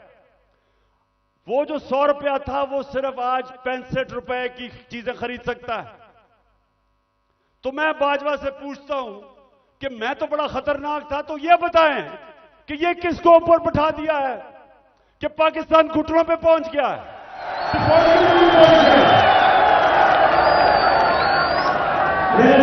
आपको आज से 10 महीने पहले मैंने एक स्टेटमेंट दी थी, समी इब्राहिम के साथ वो इंटरव्यू था। तो ये जरा छोटा सा क्लिप ये देख ले। ये आज से 10 महीने पहले था। तो इन्होंने असेंबली में कहा कि इमरान खान को गद्दार डिक्लेयर कर दो। मेरे ऊपर इन्होंने पार्लियामेंट में कहा कि रेजोल्यूशन पास करो गद्दारी की। उधर क्लिप सुन ले 10 महीने पहले यह क्या था। मैं आपको सीक्वेंस बता देता हूं ना। ये जब से आए हैं, रुपया गिर रहा है, स्टॉक मार्केट, चीजें महंगी, डिफॉल्ट की तरफ जा रहा है पाकिस्तान। अगर हम डिफॉल्ट कर जाते हैं इसका मतलब पाकिस्तान बैंकरप्सी की तरफ जाता है। सबसे बड़ा इदारा कौन सा है जो हिट होगा? पाकिस्तानी फौज। जब फौज हिट होगी तो जो उसके बाद हमारे से कंसेशन क्या ली जाएगी? जो यूक्रेन से उन्होंने ली थी डीन्यूक्लियराइज करने की। सबसे बड़ा तो मसला उनको, हमारी वाहिद मुसलमान मुल्क है जिसके पास न्यूक्लियर डिटरेंट है। जब वो चला गया फिर क्या होगा? मैं आपको आज कहता हूं पाकिस्तान के 3 हिस्से होंगे, जो कि आप आम इनके थिंक टैंक्स, हिंदुस्तान के थिंक टैंक्स में देख लें। बाहर जो सारे बलूचिस्तान को अलहदा करने के प्लान हैं, इनके प्लान बने हुए हैं। तो इस वक्त अगर सही फैसले नहीं किए जाएंगे मुल्क खुदकुशी करने पे जा रहा है। मैं इसलिए जोर लगा रहा हूं। 10 महीने पहले यह कहा था, आज खुद इनका डिफेंस मिनिस्टर कह रहा है कि हमारा दिवालिया निकल गया है। इसहाक डार सेनेट के अंदर कहता है कि हमें आईएमएफ कह रही है कि जो हमारा लॉन्ग रेंज मिसाइल प्रोग्राम है उसको रोको। आईएमएफ ने कहा हमने नहीं कहा। तो मेरे पाकिस्तानियों आज गौर से सुन लें, जब एक कौम माशी तौर पे जब वो गिरती है तो जैसे ही वो गिरती है उसकी नेशनल सिक्योरिटी मुतासिर होती है। जब सोवियत यूनियन दुनिया की दूसरी बड़ी ताकत, सबसे बड़ी फौज, लेकिन जब माशी तौर पे वो गिरा तो वो टूट गया। हम भी आज उधर खड़े हैं। अगर हमने अभी जो मैं ये अब अगली बात आपसे करना चाहता हूं कि अगर मैं अपनी एस्टैब्लिशमेंट इस सारे पाकिस्तानियों को बताना चाहता हूं कि अगर अभी हमने इस मुल्क को ना संभाला, ये सबके हाथ से निकल जाएगा। मैं आज अभी आपको अपना प्रोग्राम देने लगा हूं 10 पॉइंट का कि मैं आगे कैसे हमने मुल्क को निकालना है। तो मैं उससे पहले मैं आज पाकिस्तान की एस्टैब्लिशमेंट से सवाल पूछता हूं कि मुझे यह बताएं कि यह तो वाज़ेह है आपने फैसला किया हुआ है कि इमरान खान के ऊपर लकीर डाली हुई है, हमने जी इमरान खान को जीतने नहीं देना। ये सारा ड्रामा, सब कुछ, इलेक्शन डिले, ये सारा जो मेरे घर के ऊपर वारदात, लोगों को पकड़ा जा रहा है, मकसद एक है कि इमरान खान को हमने इक्तदार में नहीं आने देना। तो मैं आपसे पूछता हूं कि अगर चले ना आने दें, लेकिन अपना बताएं कि आपके पास कोई प्रोग्राम है?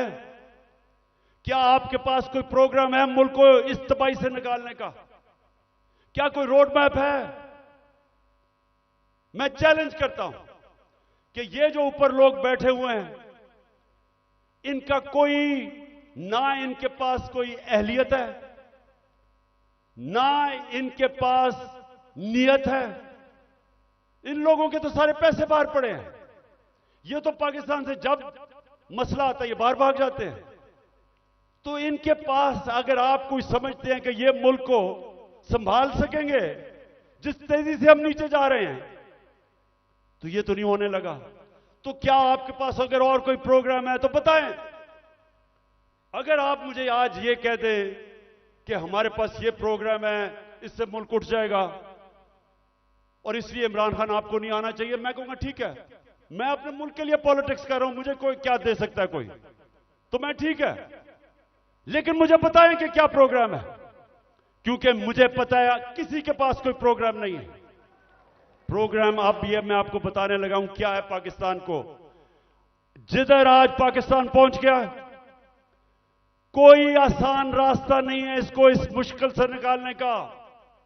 अब सारे मुश्किल फैसले हैं, लेकिन मुश्किल फैसले वो कर सकता है जिसके पास पब्लिक मैंडेट हो, जो इलेक्शन से पब्लिक की वोट के जरिए आया हो, जिसको पब्लिक जिस पे एतमाद करे, वो बड़े बड़े फैसले करेगा। वो इस मुल्क को जब तक एक वो जमात जो गवर्नमेंट में आएगी पब्लिक के मैंडेट से, पब्लिक की वोट से, वो पहला कदम होगा, क्योंकि जब एक 5 साल के लिए हुकूमत आएगी तो लोगों को, बिजनेस कम्युनिटी को एतमाद होगा कि पॉलिटिकल स्टेबिलिटी आ गई है। उसके बाद अगला स्टेप होगा। और मैं आज आपको बताऊं कि हमारा मसला क्या है। हमारा 2 मसले हैं। हम जितने भी पैसे टैक्स से इकट्ठे करते हैं वो काफी नहीं है, हमारे खर्चे बहुत ज्यादा हैं, हमें कर्जों के ऊपर किस्तें देनी पड़ती हैं, वो बढ़ती जा रही हैं। तो हमारे पास इतना पैसा नहीं है और हम शुरू ही करते हैं, हम शुरू ही होते हैं खसारे से और हमें कर्जे पे मुल्क चलाना पड़ता है। ये पहला मसला है। दूसरा मसला है कि जो डॉलर्स मुल्क में आते हैं उससे बहुत ज्यादा डॉलर्स मुल्क से बाहर जाते हैं। हमारे पास डॉलर की कमी है, जिसको करंट अकाउंट डेफिसिट कहते हैं। हमने कभी माजी में कोशिश ही नहीं की अपनी एक्सपोर्ट्स बढ़ाने की। जो भी मुल्क तरक्की किया है, ईस्ट एशिया, चाइना, सब ने अपनी एक्सपोर्ट्स बढ़ाई हैं। एक्सपोर्ट्स बढ़ाती है तो डॉलर आते हैं। हमने कभी कोशिश ही नहीं की। हमारी इंपोर्ट्स बहुत ज्यादा हैं। तो अब मैं आपको बताऊं कि ये दो हमारे खसारे हैं। एक की वजह से रुपए पे प्रेशर पड़ता है, रुपया गिर जाता है। रुपया गिरता है, महंगाई होती है, गुर्बत होती है। और दूसरी वजह से कि हम सारा वक्त, क्योंकि हम टैक्स ही कितना नहीं इकट्ठा करते, सारा वक्त हमें मसला पड़ा रहता है। हम बैंकों से और पैसे लेते हैं, उसके ऊपर सूद होता है, तो हम इधर फंसे हुए हैं। तो इसके लिए सबसे पहले पाकिस्तान के अंदर एक उस तरह की सर्जरी करनी पड़ेगी। मुल्क का गवर्नेंस सिस्टम ठीक करना पड़ेगा। उसके लिए रूल ऑफ लॉ लाना पड़ेगा। मुल्क की एनवायरनमेंट चेंज करनी पड़ेगी। जिस तरह हम गवर्नमेंट चलाते हैं बिल्कुल चेंज करना पड़ेगा। और जो हमने डॉलर मंगवाने हैं मुल्क के, जरा गौर से सुने, मैं आखिर में पहुंच रहा हूं। डॉलर कैसे आएंगे? एक्सपोर्ट्स बढ़ाने में तो टाइम लगेगा। एक तरीका है डॉलर लाने का, ये जरा गौर से सुन लें। और आज बैरूनी मुल्क पाकिस्तानी भी सुन रहे होंगे, मैं उनको भी बताना चाहता हूं कि देखिए, मैं बड़ी देर से एक ही बात कहता हूं कि सबसे बड़ा असासा पाकिस्तान का बैरूनी मुल्क पाकिस्तानी है। उनके पास जो डॉलर्स पड़े हुए हैं, अगर हम अपना गवर्नेंस सिस्टम ठीक कर लें, हम अपना रूल ऑफ लॉ ठीक कर दें, हम इस मुल्क के अंदर एतमाद अपने सिस्टम में ले आए कि अगर वो अपना सरमायाकारी करते हैं पाकिस्तान में, तो हमारा जो अदलिया का निजाम है, जो हमारा गवर्नेंस सिस्टम है, वो उनके सरमाए की हिफाजत करेगा। मैं आपको फिगर्स बताता हूं। 18,000 अमेरिका के अंदर पाकिस्तानी डॉक्टर्स हैं। फिर से सुन लें, पाकिस्तानी अमेरिकन डॉक्टर्स अमेरिका में 18,000 हैं। आपको पता है कि उनकी टोटल वेल्थ कितनी है? 18,000 पाकिस्तानियों की वर्थ कितनी है? 200 अरब डॉलर। 200 अरब डॉलर जो IMF के पास हम घुटनों के ऊपर हैं, हम 6 अरब डॉलर मांग रहे हैं। 200 अरब डॉलर 18,000 पाकिस्तानी अमेरिकन के हैं। हमारे जो 10 पाकिस्तानी अमेरिकन टॉप बिजनेसमैन हैं, सिर्फ 10, आपको पता है उनके पास उनकी वर्थ क्या है? 25 अरब डॉलर। 25 अरब डॉलर। तो 6 अरब डॉलर के पीछे हम आज IMF के पीछे हैं। आपको पता है कि इस मुल्क से सिर्फ दुबई में, यह ब्लूमबर्ग की रिपोर्ट है कि इस मुल्क से सिर्फ दुबई में चंद सालों में पाकिस्तानियों ने कितनी प्रॉपर्टी ली है? 10.4 अरब डॉलर। यह ब्लूमबर्ग की रिपोर्ट है। तो पाकिस्तानी अमीर हैं, मुल्क गरीब है। और इसके लिए हमने वो सिस्टम बनाना है। जब तक वो माहौल नहीं बनेगा, जिसको एनेबलिंग एनवायरनमेंट कहते हैं, हम इनका पैसा नहीं ला सकते। ये अभी तक सिर्फ प्रॉपर्टी में पैसा लेते हैं, प्लॉट्स लेते हैं, लेकिन जब तक वो सरमायाकारी पाकिस्तान में नहीं करेंगे, हम इसी तरह ही घुटनों के ऊपर रहेंगे। जिस वक्त हमने अपना सिस्टम ठीक कर लिया, उन्होंने सरमायाकारी शुरू कर दी पाकिस्तान में, आप यकीन करें कि वो उनको देखते हुए सारी दुनिया से सरमायाकारी आएगा। यहां जो चाइना कैसे ऊपर गया? चाइना ने सबसे पहले अपना सिस्टम ठीक किया। उसके बाद जो बैरून मुल्क चाइनीज थे वो वापस आए, उन्होंने सरमायाकारी की। जब उन्होंने की जब सरमायाकारी शुरू हुई तो वो इस तरह है कि जिस तरह शहद के ऊपर मक्खियां आती हैं, सारी दुनिया से सरमायाकार आ गया। 30 साल में चाइना किधर का किधर पहुंच गया, क्योंकि उधर लीडरशिप समझी कि जब तक हम अपने मुल्क का जो सरमायाकारी का माहौल है वो ठीक नहीं करेंगे तो सरमायाकारी नहीं आने लगी। तो पाकिस्तान में तो सरमायाकारी आती नहीं है, क्योंकि प्लॉट बेचारा ओवरसीज पाकिस्तानी लेता है, उसमें भी कब्जा हो जाता है। वो कौन फैक्ट्रियां लगाएगा यहां? तो ये मैं सबसे पहले कि हमने ओवरसीज का पाकिस्तानियों का पैसा लाना, एक प्लान बनाया हुआ है हमने, कैसे उनकी इन्वेस्टमेंट लेके आनी है। तो ये पूरा एक प्लान बनेगा कि कैसे गवर्नेंस सिस्टम ठीक करनी है। 3.5 साल में हमें पड़ी, शुरू में तो हमें समझ ही नहीं थे कि क्या हालात है।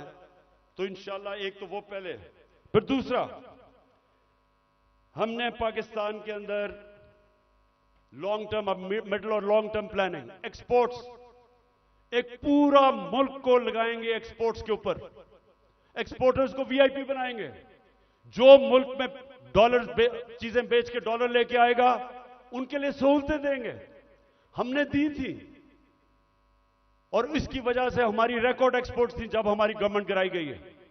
तो फिर एक्सपोर्टर्स को जब तक आप उनको वीआईपीज नहीं बनाएंगे, जिस तरह ईस्ट एशिया में बनाया था, जिस तरह इंडोनेशिया, मलेशिया, ये चाइना ने जब तक नहीं किया, एक्सपोर्ट्स नहीं बढ़ेंगी। हम तवज्जो नहीं दी कभी उसके ऊपर। फिर आईटी, हिंदुस्तान की 140 अरब डॉलर की आईटी एक्सपोर्ट्स है, हमने कभी तवज्जो ही नहीं दी।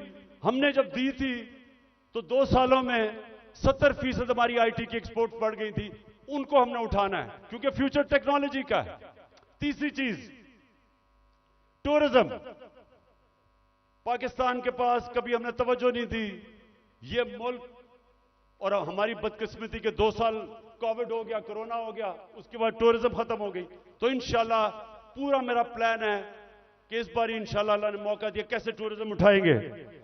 उसके अलावा हमने कभी तवज्जो ही नहीं दी मदनियात पे, मिनरल्स पे। वो इसलिए क्योंकि वो सूबाई सब्जेक्ट बन गया है, सूबों के पास कैपेसिटी नहीं है। तो इस वक्त पूरा जोर लगाएंगे कि कैसे हमने पाकिस्तान के, और यहां बहुत अल्लाह ने नेमतें बख्शी हैं मदनियात में, लेकिन हमने तवज्जो नहीं दी, उससे भी हम डॉलर पाकिस्तान में आ सकते हैं।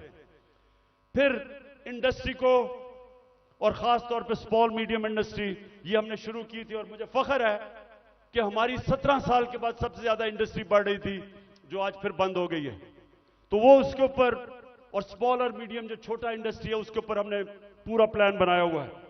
फिर अपनी ज़राअत की हमने सिर्फ प्रोडक्टिविटी बढ़ानी है।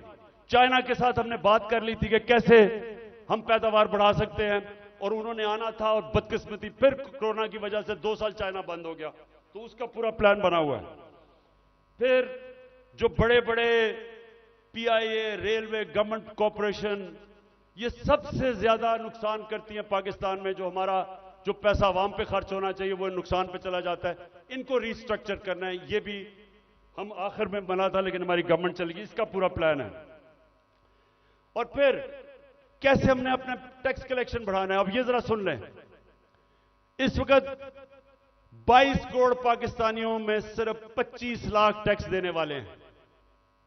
22 करोड़ पाकिस्तानियों में 25 लाख टैक्स देने वाले हैं। हमने नादरा के साथ मिलकर आइडेंटिफाई किए 4 करोड़ टैक्स देने वाले, उनके हमने टेक्नोलॉजी का इस्तेमाल करके हमने पता चलवाया कि इतने ज्यादा टैक्स पेयर जो पैसे नहीं देते, उनके लिए, ये मैं अब आखिर में आ रहा हूं, उसके लिए हमने पूरा प्लान बनाया हुआ था, लेकिन फिर हमारी गवर्नमेंट चली गई। लेकिन जब तक हम अपना टैक्स बेस नहीं बढ़ाएंगे, जब तक हमारा टैक्स नहीं बढ़ेगा, मुल्क आगे नहीं चल सकता। तो इंशाल्लाह उसका पूरा हमारा प्लान है। उससे मैं ये भी बता दूं कि हमने रिकॉर्ड टैक्स इकट्ठा किया था अपने दौर में। और फिर मनी लॉन्ड्रिंग, ये देखें हमारी जो एलीट है मुल्क की, शायद ही किसी मुल्क में ऐसे हो कि सारी एलीट जो पैसा होता है वो बाहर भेज देती है। प्रॉपर्टीज इनकी बाहर हैं, जिस तरह मैंने दुबई में बताया, लंदन, सारी दुनिया में। तो और ये चोरी का पैसा होता है। तो जब तक हम इसको कंट्रोल नहीं करेंगे, और ये होगा रूल ऑफ लॉ से, जितना हम अपना कानून तकड़ा करेंगे, हम इतना पैसा हमारा मुल्क से बाहर चला जाता है, डॉलर्स बाहर चले जाते हैं चोरी के, हमने वो रोकना है। आखिर में इस दौरान जो मुश्किल वक्त है, आज कमजोर तबका हमारा पिस गया, तनख्वाहदार हमारा पिस गया महंगाई की वजह से, तो हमने जो चीजें शुरू की थी उसका मैं आपको बता दूं कि सबसे पहले हमने हेल्थ कार्ड, जो हेल्थ इंश्योरेंस थी कि हर लोगों के लिए 10 लाख रुपए के लिए हेल्थ इंश्योरेंस हर खानदान के लिए किसी भी अस्पताल में अपना इलाज करवा सके, वो सबसे ज्यादा जो बंद किया गया कई जगहों के ऊपर, वो फिर से हम शुरू करेंगे। क्योंकि ये आजकल के दिनों में, महंगाई के दिनों में, एक बीमारी हो जाती है घर में, सारा घर मकरूज हो जाता है। तो जो हेल्थ कार्ड है वो हमारा पूरा इनिशिएटिव है, और इंशाल्लाह वो नंबर 1 होगा कि हमने अब लोगों को कैसे तहफ़्फ़ुज़ देना है, सोशल प्रोटेक्शन कैसे करनी है। दूसरा, हमने सानिया निश्चित ने एक जबरदस्त प्रोग्राम निकाला है, और वो है हमने अब राशन देना है लोगों को। वो कैसे करना है? हमने अब पूरा डेटाबेस बनाया है, हमने देखा कि कौन कौन से खानदान, उनकी इनकम कितनी है जो मुश्किल में है, तो इसको कहते हैं टारगेटेड सब्सिडी। पूरा प्लान ये है कि उनको डायरेक्ट हम पैसा देंगे, ताकि जो गरीब लोग हैं, उनको, जो कमजोर हैं, जो मुस्तक हैं, उनको डायरेक्ट पैसा मिले। आजकल के मुश्किल दिनों में उनको खाने पीने की इतनी चीजें महंगी हैं, तो एक ये पूरा प्रोग्राम हमारा बना हुआ है। फिर हमने नौजवानों को लोन्स देने हैं, सूद के बगैर कर्जे, ताकि वो अपनी बिजनेस से शुरू कर सके। हमने कामयाब जवान में काफी किया था, लेकिन इंशाल्लाह उसको अब और आगे लेके जाएंगे। फिर घर बनाने के लिए, तनख्वाहदार तबकों के लिए हमने पहली दफा पाकिस्तान में घर बनाने के लिए हाउस फाइनेंसिंग शुरू की थी। सस्ते सूद के ऊपर कर्जे, यानी अगर, क्योंकि कैश तो लोगों के पास होता नहीं है, लेकिन जितने पैसे लोग किराए पे दे रहे हैं वही किस्त बन जाए और उसी में घर उनका हो जाए। तो ये हमने पूरा स्कीम शुरू की थी, फिर से करेंगे, क्योंकि तनख्वाहदार लोगों के लिए अपना घर बनाना नामुमकिन है, वो फिर से शुरू करेंगे। फिर कच्ची आबादी, इतनी ज्यादा कच्ची आबादियां हो गई हैं, हमने आखिर में ये प्रोग्राम बनाया था क्योंकि टाइम लगा डेवलप करने में। अब सारी कच्ची आबादियों के अंदर, ये मलेशिया में भी हुआ है, ये तुर्की में भी हुआ है, हम क्या करेंगे कि उनके लिए मॉडर्न फैसिलिटीज उधर ही खड़ी करेंगे, और डेवलपर को कहेंगे कि वहां एक बिल्डिंग बना ले, और वो ही उनके लिए बिल्डिंग बनाए जिधर उनको फैसिलिटीज मिल जाए, पानी मिले, सही माने में वो रह सके, बजाय गंद के अंदर कच्ची आबादी में लोग रहते हैं, और घर भी अपना हो जाए।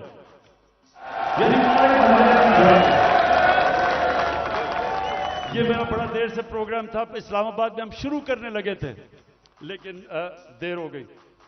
बाजवा साहब को इमरान खान बड़ा खतरनाक लग रहा था, इसलिए उसने काम कर दिया। हमने कैसे लोगों को रोजगार देना है? अगर ये फैसला आपके पास, वो रेहड़ी वालों के लिए जो हमने किया था, वो जरा दिखा दें लोगों को। हमने फैसला किया कि देखें, हम रोजगार तो दे नहीं सकते लोगों को, तो हमने लोगों के लिए रेहड़ियां बनाई। इस्लामाबाद में एक्सपेरिमेंट शुरू किया कि उनको बजाय लोग तंग करें, कोई उनको कॉर्पोरेशन वाले लोग उठा दें, कोई पैसे ले ले, जो छाबड़ियां लगाते हैं, तो हमने उनके लिए जबरदस्त रेहड़ियां बनाई, उनको एक जगह दी ताकि वो अपनी रोजी कमा सके। G11 मरकज के पास जा रहे हैं, रेडी बान यहाँ पर साफ प्रोग्राम के तहत।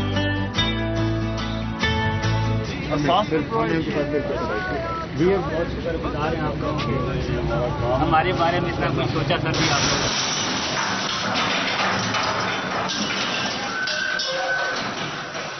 जुल्म कर रहे हैं गरीब बंदों के साथ, जुल्म। हमारी गवर्नमेंट गई, जैसे हमारी गवर्नमेंट गई, उनको हमने अच्छी बड़ी रेडियां बना के दी, वो बेचारे अपने रोजी कमाना शुरू हुए। ये इंपोर्टेड हुकूमत ने वो सारी रेडियां आपके सामने खत्म की। देखिए, न्यूयॉर्क आप जाएं, पता नहीं कितने आप में से लोग गए हैं, वहां हर जगह पे उन्होंने अपनी अपनी स्टॉल्स लगाए होते हैं सड़कों के ऊपर, और रोजगार कमा रहे होते हैं, उनको इजाजत होती है। हम क्यों नहीं करते? वो बेचारे पॉश एरियाज के अंदर, इस्लामाबाद के ब्लू एरिया में नहीं जी, वो खास कोई लोगों का इलाका है जिधर बेचारा आम आदमी रोजी नहीं कमा सकता। तो इसके ऊपर भी इंशाल्लाह अब हमने प्लान बनाया हुआ कि सारे पाकिस्तान में आम लोगों को मौका दें, अपनी जगह बनाएं ताकि रोजी कमा सके, बच्चे पाल सके।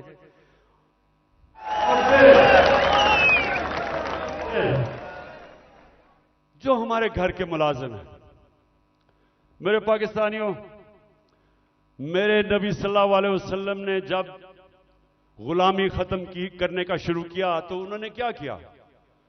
उन्होंने कहा कि जो आपके घर में गुलाम हैं उनको इस तरह रखो कि जैसे वो आपके घर में आपकी फैमिली है, उनको वही खाना खिलाओ, उनको अच्छी तरह रखो। ये उन्होंने पहला कदम उठाया था कि उनको इंसान समझो, उनके भी हुकूक हैं। मैं जब बरतानिया गया तो उधर मैंने पहली दफा देखा कि जब किसी के भी घर में कोई काम करने आता है तो उसका कॉन्ट्रैक्ट होता है, कितनी देर काम करेगा, छुट्टी कब मिलेगी, तनख्वाह कितनी होगी, ये कॉन्ट्रैक्ट साइन होता है। मुझे अफसोस से कहना पड़ता है कि हम अपने मुल्क में अपने मुलाजमों को ठीक नहीं रखते और ये हमारे दीन के खिलाफ है।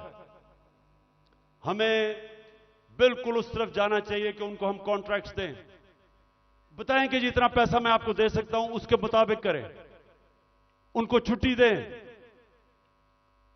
उनके ऊपर पूरी कोशिश करें कि वो आपके जिस तरह फैमिली मेंबर है। ये हमारे दीन का हिस्सा है और मेरी पूरी कोशिश है कि हमारे जो मुलाजिम हैं घरों में काम करते हुए उनको आहिस्ता आहिस्ता हम राइट्स दें, उनका ध्यान रखें।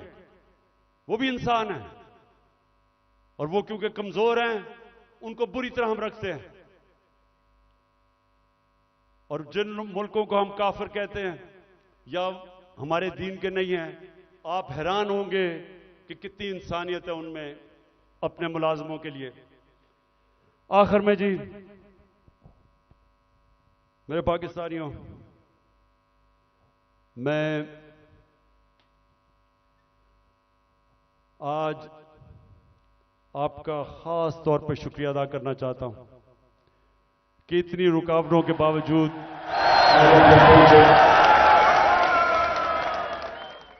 मैं आज फिर से अपने मुल्क में जो इस वक्त ताकत में है उन सबको पैगाम देना चाहता हूं कि देखें, जिस तरफ हमारा मुल्क जा रहा है, मैं फिर से कहता हूं, मुझे खौफ है कि ये उधर पहुंच जाएगा जिधर कोई भी इसको रोक नहीं सकेगा। इंडस्ट्री बंद हो रही है, महंगाई बढ़ती जा रही है, एक्सपोर्ट्स गिर रही हैं, जो बाहर से पाकिस्तानी रेमिटेंसेस भेजते हैं वो कम हो रही हैं। अब इंडस्ट्री बंद होगी तो टैक्स कलेक्शन कम हो जाएगी। तो क्या इनका सिर्फ इस वक्त तो एक ही है कि कहीं से कर्जा मिल जाए। कर्जे बढ़ते जा रहे हैं, आमदनी सुकड़ती जा रही है। एक घर जब उसमें मुश्किल वक्त आता है, उसके ऊपर कर्जा चढ़ जाता है, तो वो क्या करता है? वो अपने खर्चे कम करता है, अपनी आमदनी बढ़ाने की कोशिश करता है। हमारी तो आमदनी सुकड़ती जा रही है। तो मैं आज सबको कहना चाहता हूं कि अगर आप मुझे यह बता दें कि इस दलदल से निकलने के लिए हमारे पास स्वाए साफ और शफाफ इलेक्शन की कोई और प्लान है तो मुझे बता दें। और कोई आपके पास प्रोग्राम नहीं है। इस वक्त सिर्फ प्रोग्राम बना हुआ है कि इमरान खान को बाहर कैसे करना है। फिर से मैं कहता हूं, कोई तो आपके पास प्रोग्राम होगा। एक तेजी से तबाही की तरफ मुल्क जा रहा है। कहीं बाहर के तबसरे पढ़ लें, हिंदुस्तान का टीवी देख लें, वो क्या कहते हैं पाकिस्तान के मुताबिक, तंज कर रहे हैं। लेकिन हम सिर्फ यहां सारे जो साहिब इक्तदार हैं, बस एक ही ज़हन में है कि जी इमरान खान को बाहर कैसे रखना है। तो मैं फिर से आज अब सबको अपील करता हूं कि हमारे पास वक्त कम है। मुझे कहते हैं जी इलेक्शन डिले कर दें अक्टूबर तक। मुझे एक चीज बता दें कि अक्टूबर में इलेक्शन करवाने से मुल्क को क्या फायदा होगा। मुझे यह कन्विंस कर दें कि अगर इलेक्शन डिले होता है तो मुल्क तब तक संभल जाएगा। मुल्क तो नीचे जा रहा है, हल कोई है नहीं, लेकिन सिर्फ इसलिए कि डरे हुए हैं हारने से इलेक्शन नहीं करवाना। तो मैं अपनी सारी कौम को भी आज कहना चाहता हूं कि पाकिस्तानियों, आपने याद रखना है कि आपने किसी सूरत जालिम के सामने सर नहीं झुकाना। आपने अपनी आजादी के लिए ये जो खौफ का बुत है इसको तोड़ना है। ये जो पकड़ धकड़ तशद्दुद करना, रेंजर्स ले आए कि जी पुलिस नहीं तो रेंजर्स आ जाएं, क्या इससे मुल्क ठीक हो जाएगा? क्या इससे लोग डर जाएंगे? लोगों ने नहीं अब डरना। ये जितना आप ये जुल्म करेंगे लोगों की नफरतें बढ़ेंगी। जो निकलता है, जो जिसको आप तशद्दुद करके जब वो निकलता है उसके अंदर नफरत भरी होती है। मुझे तो पहली दफा पता चला कि जब मुझे एक बलूचिस्तान में मिनिस्टर ने कहा, उसने कहा इमरान खान खुदा के वास्ते अपने लोगों को बताओ कि ये जो हमारे लोगों को पकड़ के तशद्दुद टॉर्चर करते हैं, वो जब वापस जाता है सारा का सारा गांव खिलाफ हो जाता है। वो कहता है जब वो उसकी जिस तरह उस बेचारे को जिले शाह को कत्ल किया, अगर कत्ल करते हैं जब उसकी जो डेड बॉडी मिलती है फिर सब के खिलाफ हो जाते हैं। ये तो कहता सारी कौम को ही खिलाफ कर रहे हो। कभी यह भी तरीका है कि इंसानों को भेड़ बकरियों की तरह डंडे मार के लाइन में करो? इंसान ऐसे नहीं होते। इंसान को समझाना पड़ता है, दिल और दिमाग की जंग होती है। ये डंडे से कोई आज तक नहीं ठीक हुआ। और ये जो खौफ फैलाया हुआ है कि जी हम ये कर देंगे, हम आपको ये मार देंगे, हमने ये कर दिया, हम फिर से हमला होने लगा है। देखें, आखिर में मैं आपको ये बात बता दूं, आज है 25 हो चुकी है। 25 मार्च को पाकिस्तान वर्ल्ड कप जीता था। मेरी जितनी सारी टीम थी, मेरी सारी टीम, और वो अभी सारे लोग क्रिकेट के ऊपर बातचीत करते हैं, कभी उनसे पूछें, सारी टीम दिल हार चुकी थी। सबका क्या था, हम इतना बुरा हमारा हालात थे, सबने कहा कि हम नहीं जीत सकते। अभी भी किसी टीम वालों से पूछ लें, एक आदमी था जो कहता था अभी हम जीतेंगे, और वो आपके सामने खड़ा है।